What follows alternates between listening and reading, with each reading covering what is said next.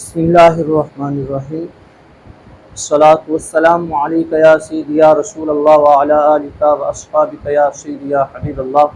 اللہ تبارک تعالیٰ کے فضل و کرم سے ہمارے ماضی کی گردانیں مکمل ہونے کے بعد آج ہم ماضی کے صیغوں کا اجرا کریں گے۔ اگر ماضی کا صیغہ آ جائے تو کیسے پہچانیں گے کہ یہ ماضی کا صیغہ؟ بالکل آسان طریقہ ہے۔ آپ ماضی کی سب سے پہلے علامتیں یاد ہوں، اگر علامتیں یاد ہیں تو صیغہ پہچاننا بالکل مشکل نہیں ہے۔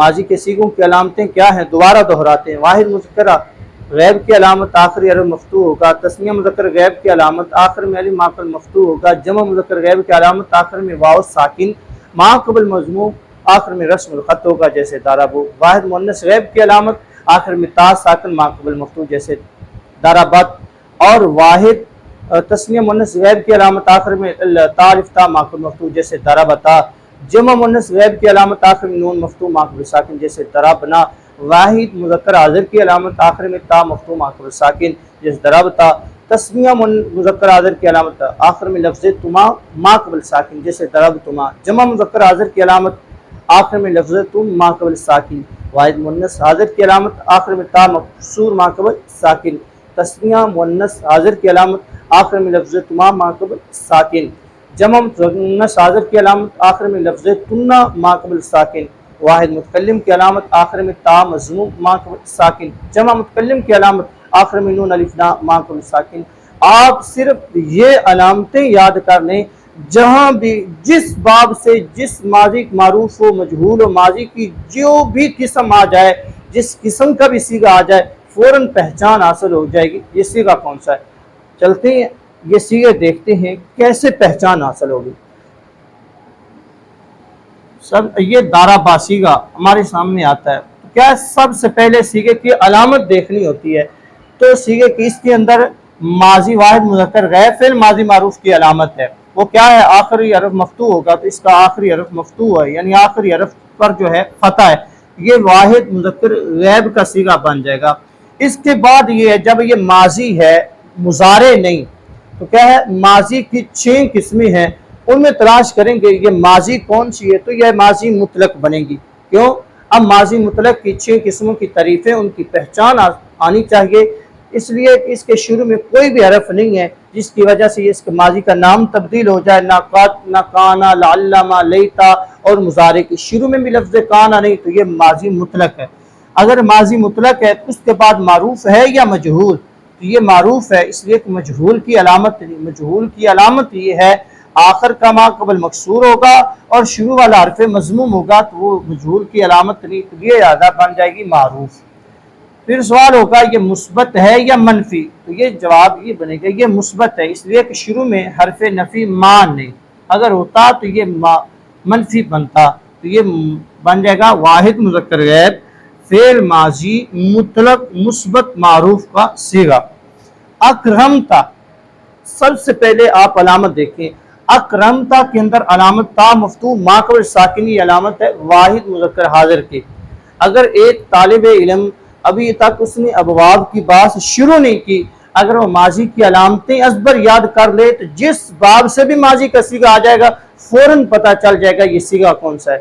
جیسے اکرمتا، سب سے پہلے علامت دیکھی تو علامت جتنے بھی ابواب ہیں تمام ابواب کی ماضی کے صیغوں کی علامت ایک ہی ہے، تو اس کے اندر واحد مذکر حاضر کی علامت ہے، واحد مذکر حاضر فعل ماضی معروف کی علامت ہے تا مفتوح ما قبل ساکن، تو یہاں یہ علامت ہے، تو یہ کیا کون سا صیغہ بن جائے گا؟ یہ واحد مذکر حاضر کا۔ اب ماضی کون سی ہے؟ ماضی مطلق ہے، کیونکہ شروع میں کانا نہیں قد ہے۔ پھر معروف ہے مجہول، یہ معروف ہے اس لیے کہ آخر کا ما قبل مکسور، شروع میں حرف مضموم نہیں ہے، شروع والا حرف مضموم نہیں ہے، اگر نہیں تو یہ ماضی معروف کی علامت ہے، مجہول کی نہیں۔ مثبت ہے یا منفی، تو یہ مثبت بنے گی اس لیے کہ شروع میں حرف نفی نہیں ہے۔ اسی طرح انعمت، سب سے پہلے علامت دیکھنی ہے، علامت اس کے اندر کون سی ہے؟ تا مضموم ما قبل ساکن، تا مضموم ما قبل ساکن یہ واحد متکلم کی علامت ہے، تو یہ واحد متکلم کا صیغہ بن جائے گا۔ ماضی وہ پیچھے والی مطلق ہے، معروف ہے، اور یہ مثبت کا صیغہ ہے۔ کان سامعہ، تو کیا کرنا ہے، سب سے پہلے آپ نے سیغے کی علامت دیکھنی ہے۔ یہاں واحد مذکر غیب کی علامت پائی جا رہی ہے، واحد مذکر غیب کی علامت، یہ واحد مذکر غیب فعل ماضی معروف کا صیغہ بنے گا۔ اب ماضی ہے تو ماضی کون سی ہے؟ دیکھا یہ ماضی مطلق ہے، نہیں ماضی مطلق نہیں۔ ماضی استمراری ہے، نہیں کیونکہ مضارع کے شروع میں لفظ کانا نہیں ہے۔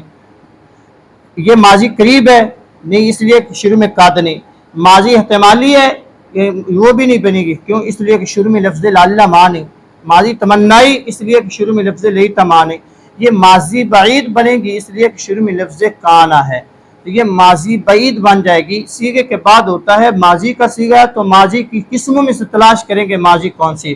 جب تلاش ہو جائے گی اس کے بعد یہ دیکھنا ہے یہ معروف ہے یا مجہول، مثبت ہے یا منفی، تو یہ معروف ہے، اس لیے کہ اس کے اندر مجہول کی علامت نہیں، یا مجہول بنا دیتی ہے یہ صیغہ۔ سامعہ، سمیہ،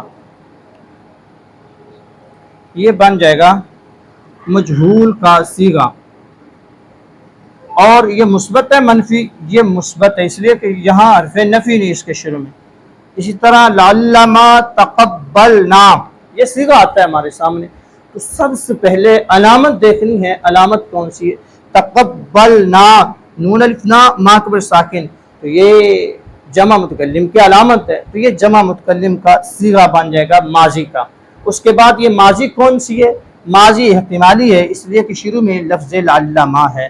اس کے بعد معروف ہے مجہول، یہ معروف ہے، مجہول کی علامت نہیں۔